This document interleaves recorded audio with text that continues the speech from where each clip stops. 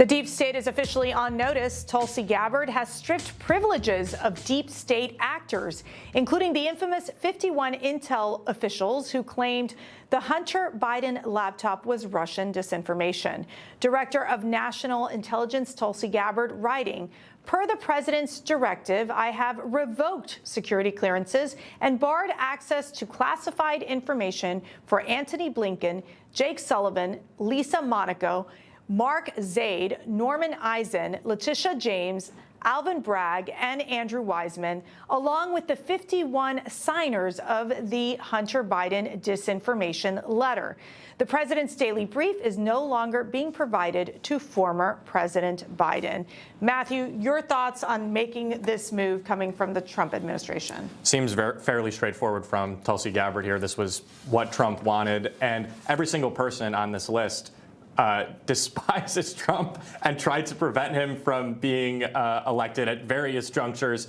And I don't know why Letitia James needs access to classified information. I'm sure that Joe Biden is currently asleep right now. We may literally never see Joe Biden again. I don't think he's dying for his classified brief, daily presidential brief, so seems fairly uncontroversial. Definitely not on National Napping Day. But Jason, let me ask you this. I mean, those 51 intel officers, they did basically push that Russian disinformation of the Hunter laptop situation. I mean, it makes sense that you would take away their access to accessing intelligence briefings. Well, it's certainly not surprising. I mean, we knew that this was going to happen. We knew that the incoming Trump administration was going to be, focused on some level of retribution. And I think this is relatively petty. But one thing I will say is that I think in the long run, this is what makes investigative journalism even more important. You know, you can't just rely on reports that you get. Like, people need to go out and do investigative journalism, find answers where you're not going to get it from some intelligence report. Well, Tiana,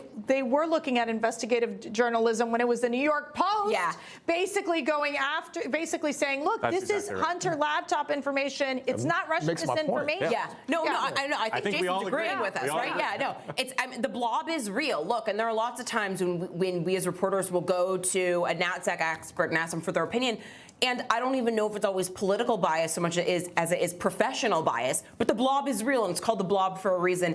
And just in general, the idea that like a security clearance is something you have, you get, and you get to keep unless you tick someone off, like, no, like it should automatically expire after 4 years.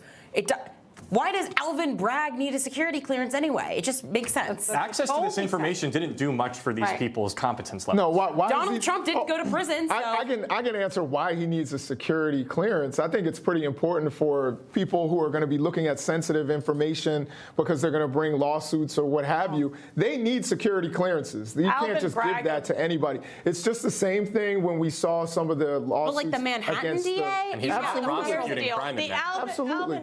Alvin Bragg, I think, has abused his power considerably. Anyways, President Trump today also touting his administration's arrest of a Columbia University agitator, warning pro-Hamas supporters to expect the same treatment if these demonstrations continue.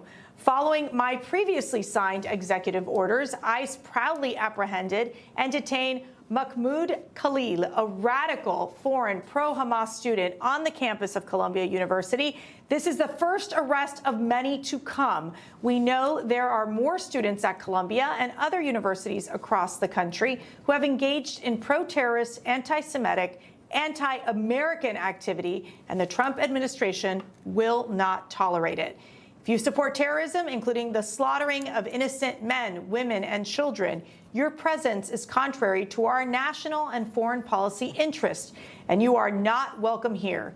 We expect every one of America's colleges and universities to comply.